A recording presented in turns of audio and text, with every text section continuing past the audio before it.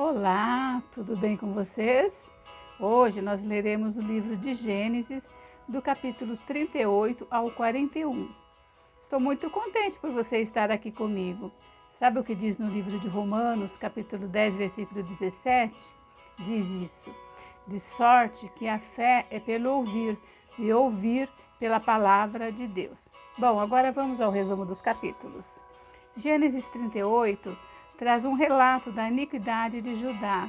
Gênesis 39 fala da chegada de José ao Egito como escravo.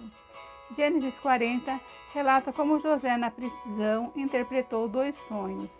Gênesis 41 fala como José interpreta os sonhos do faraó. Ele propõe um programa de armazenamento de trigo e se torna governante de todo o Egito. Fala também do casamento de José e do nascimento de 2 de seus filhos. Vamos à leitura então. Gênesis 38. Aconteceu por esse tempo que Judá se apertou de seus irmãos e se hospedou na casa de um adulamita chamado Ira. Ali viu Judá a filha de um cananeu chamado Sua. Ele a tomou por mulher e a possuiu. E ela concebeu e deu à luz um filho, e o pai lhe chamou Er. Tornou a conceber e deu à luz um filho. A este deu a mãe o nome de Onã. Continuou ainda e deu à luz outro filho, cujo nome foi Selá. Ela estava em Quezibe quando o teve. Judá, pois, tomou a esposa para Er, o seu primogênito. O nome dela era Tamar. Também o primogênito de Judá, era perverso perante o Senhor, pelo que o Senhor o fez morrer. Então Judá disse a Onã: possui a mulher de teu irmão, cumpre o levirato e suscita a descendência do teu irmão. Sabia, porém, Onã que o filho não teria tido por seu, e todas as vezes que possuía a mulher de seu irmão, deixava o sêmen cair na terra, para não dar descendência a seu irmão. Isso, porém, que fazia era mal perante o Senhor, pelo que também a este fez morrer. Então disse Judá a Tamar, sua nora: permanece viúva em casa de teu pai, até que Selá, meu filho, venha a ser homem. Pois disse, para que não morra também este, como seus irmãos. Assim Tamar se foi, passando a residir na casa de seu pai. No correr do tempo, morreu a filha de Sua, mulher de Judá. E consolado Judá, subiu aos toqueadores de suas ovelhas em Tímina, ele e seu amigo Ira, o adulamita. E o comunicaram a Tamar: eis que o teu sogro sobe a Tímina para tosquiar as ovelhas. Então ela despiu as vestes de sua viudez e, cobrindo-se com um véu, se disfarçou e se assentou à entrada de Enaim, no caminho de Tímina, pois via que Selá já era homem e ela não lhe fora dada por mulher. Vendo-a Judá, teve-a por meretriz, pois ela havia coberto o rosto. Então se dirigiu a ela no caminho e lhe disse: vem, deixa-me possuir-te, porque não sabia que era sua nora. E ela respondeu: que me darás para coabitares comigo? Ele respondeu: enviar-te-ei um cabrito do rebanho. Perguntou ela: dar-me-ás penhor até que o mandes? Respondeu ele: que penhor te darei? Ela disse: o teu selo, o teu cordão e o cajado que seguras. Ele, pois, lhos deu e a possuiu, e ela concebeu dele. Levantou-se ela e se foi, tirou de sobre si o véu e tornou as vestes da sua viuvez. Enviou Judá o cabrito por mão do Adulamita, seu amigo, para reaver o penhor da mão da mulher, porém não a encontrou. Então perguntou aos homens daquele lugar: onde está a prostituta cultual que se achava junto ao caminho de Enaim? Responderam: aqui não esteve meretriz nenhuma. Tendo voltado a Judá, disse: não a encontrei, e também os homens do lugar me disseram: aqui não esteve prostituta cultual nenhuma. Respondeu Judá: que ela o guarde para si, para que não nos tornemos em opróbrio. Mandei-lhe com efeito o cabrito, todavia não a achaste. Passado quase 3 meses, foi dito a Judá: Tamar, sua nora, adulterou, pois está grávida. Então disse Judá: tirai-a fora para que seja queimada.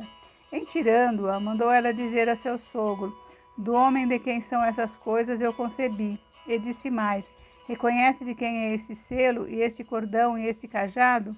Reconheceu-os Judá e disse: mais justa ela do que eu, porquanto não dei a Selá meu filho, e nunca mais a possuiu.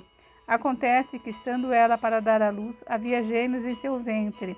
Ao nascerem, um pôs a mão fora e a parteira, tomando-a, lhe atou um fio encarnado e disse: Esse saiu primeiro. Mas, recolhendo ele a mão, saiu o outro, e ela disse: Como rompeste a saída? Eles chamaram Pérez, pois lhe saiu o irmão em cuja mão estava o fio encarnado. Eles chamaram Zera. Capítulo 39. José foi levado ao Egito e Potifar, oficial de Faraó, comandante da guarda egípcio, comprou-o dos ismaelitas que o tinham levado para lá. O Senhor era com José, que veio a ser homem próspero, e estava na casa de seu senhor egípcio. Vendo Potifar que o Senhor era com ele, que tudo que ele fazia o Senhor prosperava em suas mãos, logrou José mercê perante ele, a quem servia. E ele o pôs por mordomo de sua casa, e lhe passou às mãos tudo o que tinha. E desde que o fizera mordomo de sua casa e sobre tudo o que tinha, o Senhor abençoou a casa do egípcio por amor de José. A bênção do Senhor estava sobre tudo o que tinha, tanto em casa como no campo. Potifar, tudo o que tinha, confiou às mãos de José, de maneira que, tendo-o por mordomo, de nada sabia além do pão com que se alimentava. José era formoso de porte e de aparência. Aconteceu, depois dessas coisas, que a mulher de seu senhor pôs os olhos em José e lhe disse: Deita-te comigo. Ele, porém, recusou e disse à mulher do seu senhor: Tem-me por mordomo, meu senhor, e não sabe do que há em casa, pois tudo que tem me passou ele às minhas mãos. Ele não é maior do que eu nesta casa, e nenhuma coisa me vedou, senão a ti, porque é sua mulher. Como, pois, cometeria eu tamanha maldade e pecaria contra Deus? Falando ela a José todos os dias e não lhe dando ouvidos para se deitar com ela e estar com ela, sucedeu que certo dia veio ele à casa para atender aos negócios, e ninguém dos de casa se achava presente. Então ela o pegou pelas vestes e lhe disse: Deita-te comigo. Ele, porém, deixando as vestes na mão dela, saiu fugindo para fora. Vendo ela que ele fugira para fora, mas havia deixado as vestes nas mãos delas, chamou pelos homens da sua casa e lhe disse: Vede, trouxe-nos meu marido, esse hebreu, para insultar-nos. Veio até mim para se deitar comigo, mas eu gritei em alta voz. Ouvindo eu que eu levantava a voz e gritava, deixou as vestes ao meu lado e saiu fugindo para fora. Conservou ela junto de si as vestes dele, até que seu senhor tornou à casa. Então lhe falou segundo as mesmas palavras e disse: O servo hebreu que nos trouxeste veio ter comigo para insultar-me. Quando, porém, levantei a voz e gritei, ele, deixando as vestes ao meu lado, fugiu para fora. Tendo o Senhor ouvido as palavras de sua mulher, como lhe tinha dito, dessa maneira me fez o teu servo. Então se acendeu a ira. E o Senhor de José o tomou e o lançou no cárcere, no lugar onde os presos do rei estavam encarcerados. Ali ficou ele na prisão. O Senhor, porém, era com José, ele foi benigno e lhe deu mercê perante o carcereiro, o qual confiou às mãos de José todos os presos que estavam no cárcere, e ele fazia tudo o que se devia fazer ali. E nenhum cuidado tinha o carcereiro de todas as coisas que estavam na mão de José, porquanto o Senhor era com ele, e tudo o que ele fazia prosperava. Capítulo 40. Passadas estas coisas, aconteceu que o mordomo do rei do Egito e o padeiro ofenderam a seu senhor, o rei do Egito. Indignou-se Faraó contra seus dois oficiais, o copeiro-chefe e o padeiro-chefe, e mandou detê-los na casa do comandante da guarda, no cárcere onde José estava preso. O comandante da guarda pô-los a cargo de José para que o servisse, e por algum tempo estiveram na prisão. E ambos sonharam, cada um o seu sonho, na mesma noite, cada sonho com sua própria significação, o copeiro e o padeiro do rei do Egito, que se achavam encarcerados. Vindo José pela manhã, viu-os, e eis que estavam turbados. Então perguntou aos oficiais de Faraó, que com ele estavam no cárcere da casa do Senhor: Por que tendes hoje triste o semblante? Eles responderam: Tivemos um sonho, e não há quem os possa interpretar. Disse-lhe José: Porventura não pertencem a Deus as interpretações? Contai-me o sonho. Então o copeiro-chefe contou o seu sonho a José e lhe disse: Em meu sonho havia uma videira perante a mim, e na videira 3 ramos. Ao brotar a vide havia flores, e seus cachos produziam uvas maduras. O copo de Faraó estava na minha mão, tomei as uvas e as espremi no copo de Faraó e dei na própria mão de Faraó. Então lhe disse José: esta é a sua interpretação. Os 3 ramos são 3 dias. Dentro ainda de 3 dias, Faraó te reabilitará e te reintegrará no teu cargo, e tu lhe darás o copo na própria mão dele, segundo o costume antigo, quando lhes era copeiro. Porém, lembra-te de mim quando tudo te correr bem. Rogo-te, seja bondoso para comigo e faças menção de mim a Faraó e me faça sair dessa casa, porque de fato fui roubado da terra dos hebreus e aqui nada fiz para que me pusessem nessa masmorra. Vendo o padeiro-chefe que a interpretação era boa, disse a José: eu também soei, e eis que 3 cestos de pão alvo me estavam sobre a cabeça, e no cesto mais alto havia de todos os manjares de Faraó, arte de padeiro, e as aves os comiam no cesto na minha cabeça. Então lhe disse José: a interpretação é esta: os 3 cestos são 3 dias. Dentro ainda de 3 dias, Faraó te tirará fora a cabeça e te pendurará num madeiro, e as aves te comerão as carnes. No 3º dia, que era aniversário de nascimento de Faraó, deu este um banquete a todos os seus servos, e no meio desses reabilitou o copeiro-chefe e condenou o padeiro-chefe. Ao copeiro-chefe reintegrou no seu cargo, no qual dava o copo na mão do Faraó. Mas ao padeiro-chefe enforcou, como José havia interpretado. O copeiro-chefe, todavia, não se lembrou de José, porém dele se esqueceu. Capítulo 41. Passado 2 anos completos, Faraó teve um sonho. Parecia-lhe achar-se ele de pé junto ao Nilo. Do rio subiam 7 vacas formosas à vista e gordas, e pastavam no pasto cariçal. Após elas subiam os rios, outras 7 vacas, feias à vista e magras, e pararam junto às primeiras na margem do rio. As vacas feias à vista e magras comiam as 7 formosas à vista e gordas. Então acordou o Faraó. Tornando a dormir, sonhou outra vez. De uma só haste saíam 7 espigas cheias e boas. Após ela nasciam 7 espigas mirradas, crestadas do vento oriental. As espigas mirradas devoravam as 7 espigas grandes e cheias. Então acordou o Faraó. Fora isto um sonho. De manhã, achando-se ele de espírito perturbado, mandou chamar todos os magos do Egito e todos os seus sábios e lhes contou os sonhos. Mas ninguém havia que os interpretasse. Então disse Faraó ao copeiro-chefe: lembro-me hoje das minhas ofensas. Estando Faraó muito indignado contra os seus servos, e pondo-me sob prisão na casa do comandante da guarda, a mim e ao padeiro-chefe, tivemos um sonho na mesma noite, eu e ele. Sonhamos, e cada sonho com sua própria significação. Achava-se conosco um jovem hebreu, servo do comandante da guarda. Contamos-lhes os nossos sonhos, e ele nos o interpretou, a cada um segundo o seu sonho. E como nos interpretou, assim mesmo se deu. Eu fui restituído ao meu cargo, o outro foi enforcado. Então Faraó mandou chamar a José, e o fizeram sair à pressa da masmorra. Ele se barbeou, mudou de roupa e foi apresentar-se a Faraó. Este lhe disse: tive um sonho e não há quem o interprete. Ouvi dizer, porém, a teu respeito, que quando ouves um sonho pode interpretá-lo. Respondeu-lhe José: não está isso em mim, mas Deus dará resposta favorável a Faraó.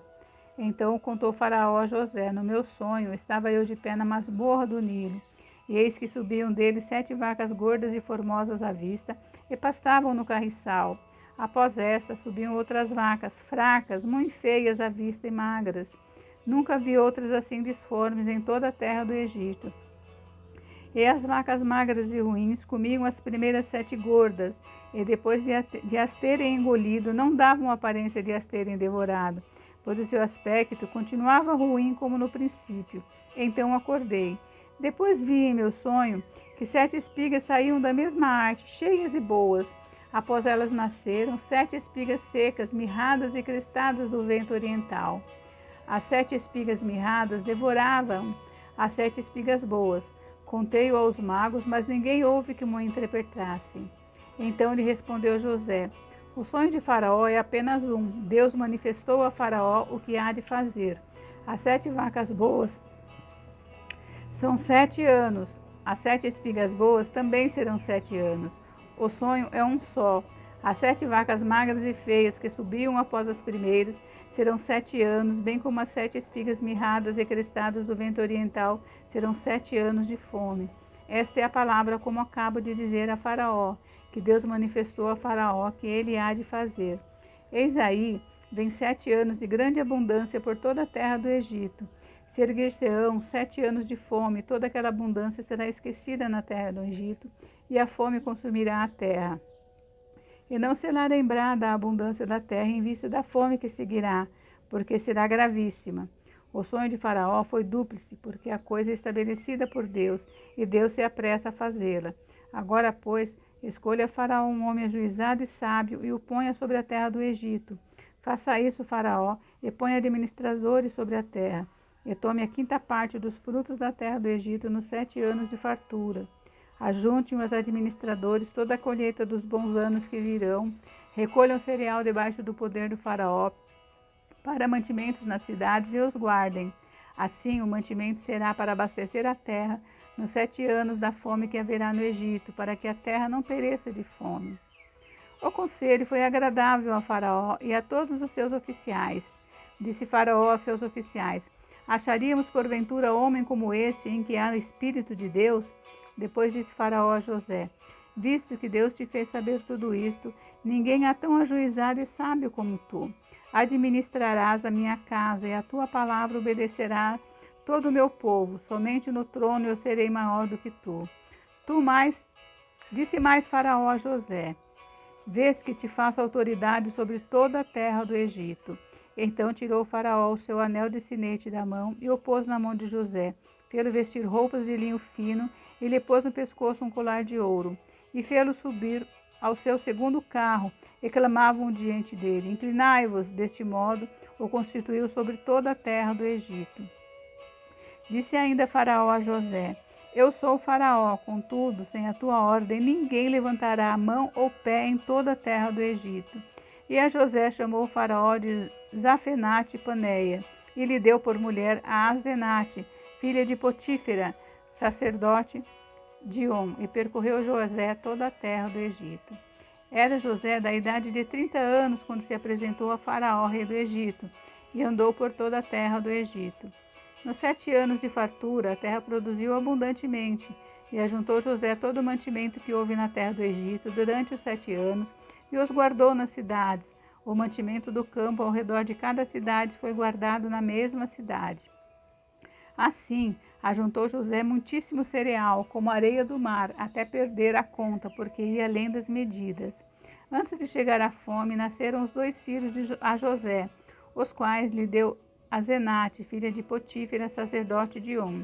José, ao primogênito, chamou de Manassés, pois disse: Deus me fez esquecer de todos os meus trabalhos e de toda a casa do meu pai. Ao segundo, chamou-lhe Efraim, pois disse: Deus me fez próspero na terra da minha aflição. Passados 7 anos de abundância que houve na terra do Egito, começaram a vir os 7 anos de fome, como José havia predito. E havia fome em todas as terras, mas em toda a terra do Egito havia pão.